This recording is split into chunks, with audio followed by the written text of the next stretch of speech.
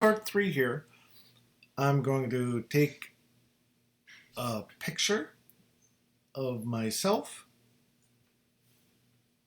and um, use it in this design. So what I've done here is I already had Photo Booth open, but if I had, I'd look under the applications window on my hard drive and open up Photo Booth. Otherwise, you can use another image you have available. But I'm going to use this. There's different things you can do in this. I'm going to go right here under Effects.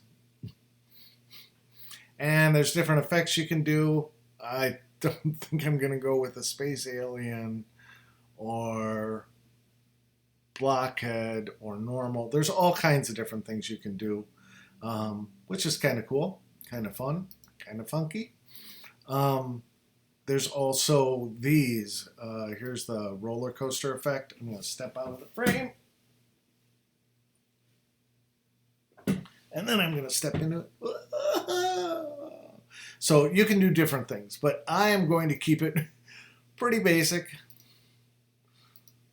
and just go with the, let's see, I'm going to go with normal. So I'm going to fill my frame generally, so I'm relatively close.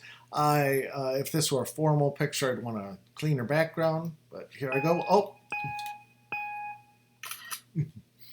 and there's my picture. Next thing I'm going to do is pull this off and put it on my desktop. I'm going to name this file for me, photo, etc., but I'm going to name it Ken's Mug. All right. And it's on my desktop. So now I'm going to place it into my document. I'm going to go back to the selection tool and then File, Place. I'm going to go to my desktop. That's where I saved it. And Ken's Mug photo. There it is. And open. Now when this opens, I can click and it's huge. That's the design on the back of my wall here. But I don't want to do that. I don't want it to be that big. So I can click and drag when I place it, and it's small. That's good. All right. So I'm going to grab the side of the picture box and crop it. Grabbing the side and crop it. And I'm going to pull it on over here. And then I'll crop it a little tighter. Crop it relatively tight so it's close to your face. And then I can hold Shift and enlarge it so it fills, Shift, or rather Control and enlarge it so it fills, sorry.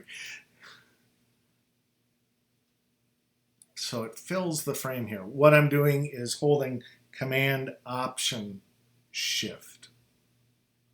And I'm going to pull this over here. And I'm going to shrink it down a little bit. Boy, that face is big. And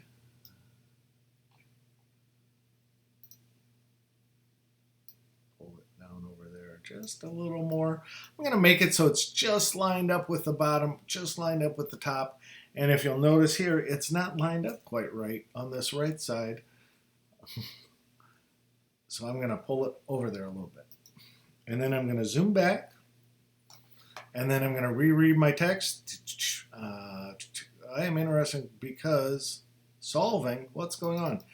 What I'd done was I had changed the text to, it is visual problem solving, and I'm a visual person.